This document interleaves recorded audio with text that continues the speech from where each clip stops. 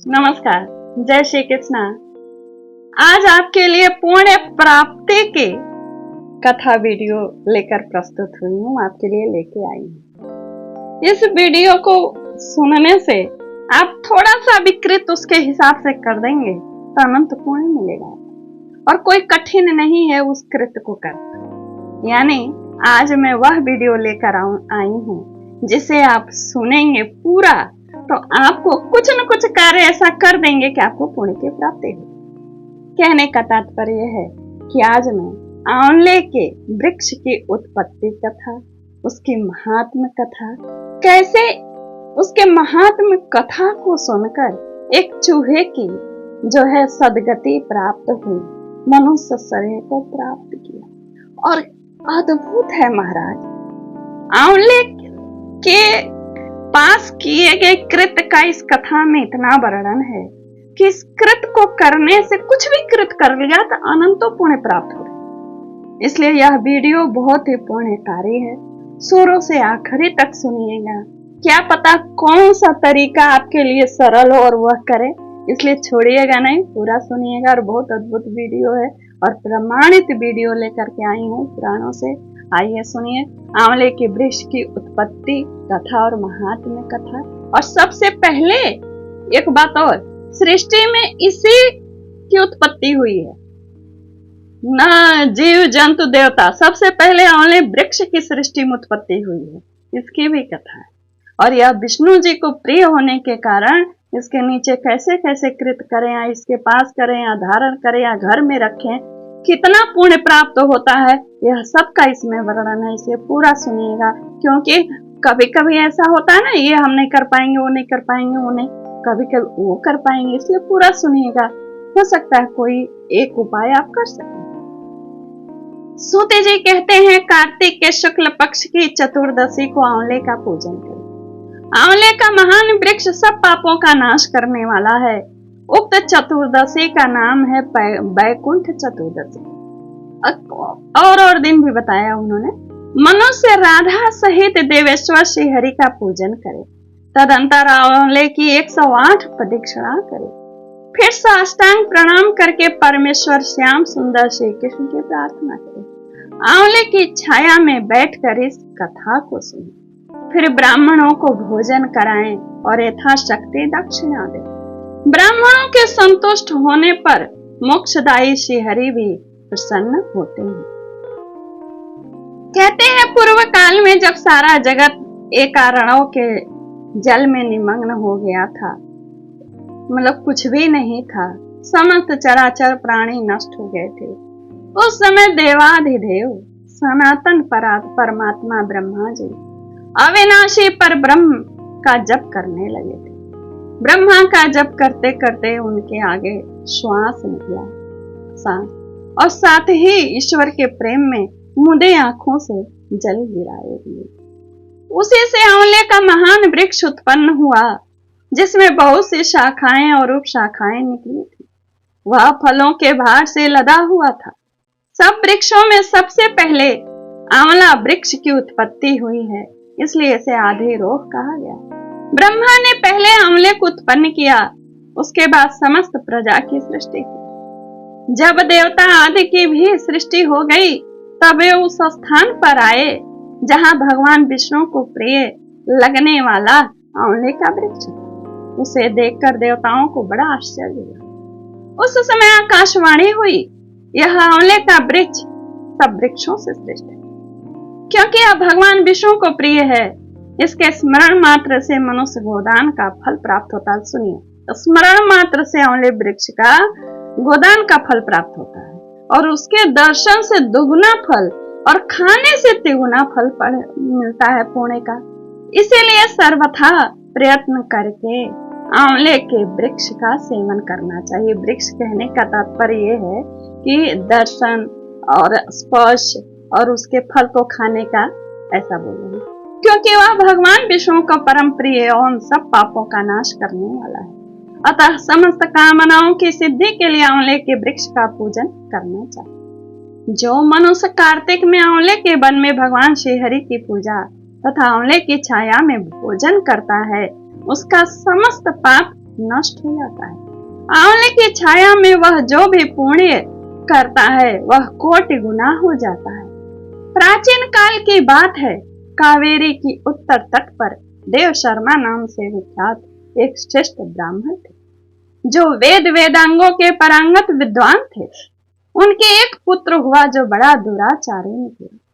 पिता ने उसे हित की बात बताते हुए कहा, बेटा, इस समय कार्तिक का महीना है जो भगवान विष्णु को बहुत ही प्रिय है। तुम इसमें स्नान, दान, व्रत और नियमों का पालन करो।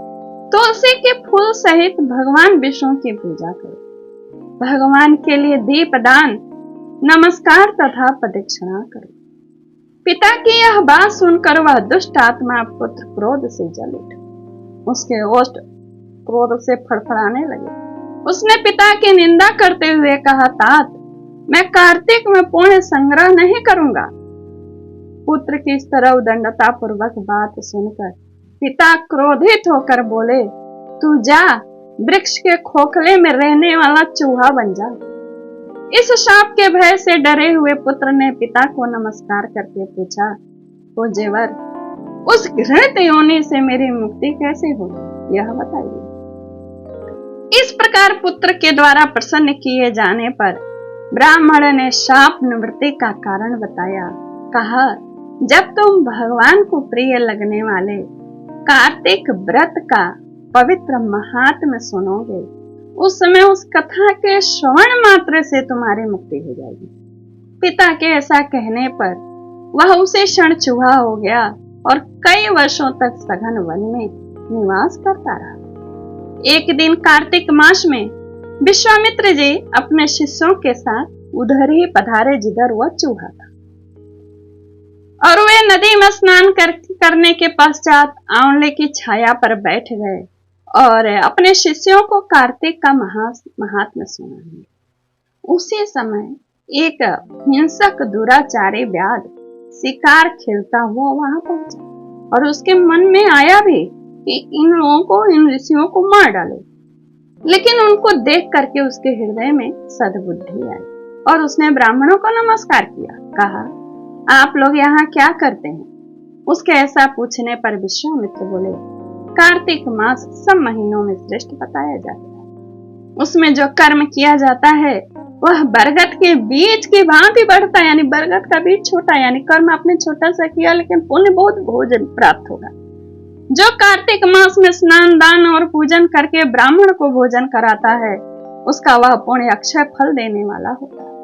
व्याध की प्रेरणा से विश्वामित्र के कहे हुए इस धर्म को सुनकर वह शाप भ्रष्ट ब्राह्मण कुमार चूहे का शरीर छोड़कर तत्काल दिव्य देह धारण कर लिया और विश्वामित्र को प्रणाम करके अपना जिस कारण से वह चूहा था वह वृतांत बताकर ऋषि की आज्ञा लेकर विमान पर बैठकर स्वर्ग को चला गया। इससे विश्वामित्र और व्याध दोनों का बड़ा विस्मय हुआ, दोनों बड़े विस्मय में पड़ गए। लेकिन कार्तिक की महिमा थी। व्याध भी कार्तिक व्रत का पालन करके भगवान विष्णु के धाम गया। इसलिए कार्तिक में सब प्रकार से प्रयत्न करके आंवले की छाया में बैठकर भगवान श्री कृष्ण के सम्मुख कथा सुनी। तुलसी की माला धारण करे, उससे अनंत पुण्य की प्राप्ति होती है। जो मनुष्य आंवले की छाया में बैठकर दीप माला समर्पित करता है, विशेषतः तुलसी वृक्ष के नीचे श्री राधा और श्याम सुंदर भगवान श्री कृष्ण की पूजा करनी चाहिए। तुलसी के भाव में यह शुभ पूजा आंवले के नीचे करनी चाहिए। जो आंवले की छाया के नीचे कार्तिक में ब्राह्मण दंपति को एक बार भी भोजन देकर स्वयं भोजन करता है, वह अन्न दोष से मुक्त हो जाता है। लक्ष्मी प्राप्ति की इच्छा रखने वाला मनुष्य सदा आंवले से स्नान करे, लेकिन कुछ कुछ तिथियों में नहीं किया जाता है। वह मैं आपको बताती हूँ। आंवले से आप रोज स्नान करिए, आपको लक्ष्मी की प्राप्ति होगी, धन की, और भगवान विष्णु जो है संतुष्ट होते हैं। एकादशी तिथि को आंवले से जरूर स्नान करना चाहिए, यानी आंवला का पाउडर हो या उसका रस हो, पानी में घोल के नहाइए या सिर पे लगाइए। कहते हैं कौन सी तिथि में नहीं करना चाहिए, वो ध्यान से सुनिए। नवमी, अमावस्या, सप्तमी, संक्रांति दिन, रविवार, चंद्र ग्रहण तथा सूर्य ग्रहण के दिन आंवले से स्नान नहीं करना चाहिए। रविवार को खाना भी नहीं चाहिए। जो मनुष्य आंवले की छाया में बैठकर पिंड दान करता है, उसके पितर भगवान विष्णु के प्रसाद से मोक्ष को प्राप्त हो जाते हैं। तीर्थ या घर में जहां जहां मनुष्य आंवले से स्नान करता है, वहां वहां भगवान विष्णु स्थित होते हैं। जिसके शरीर की हड्डियां आंवले के स्नान से धोई जाती हैं, वह फिर कभी गर्भ में वास नहीं करता।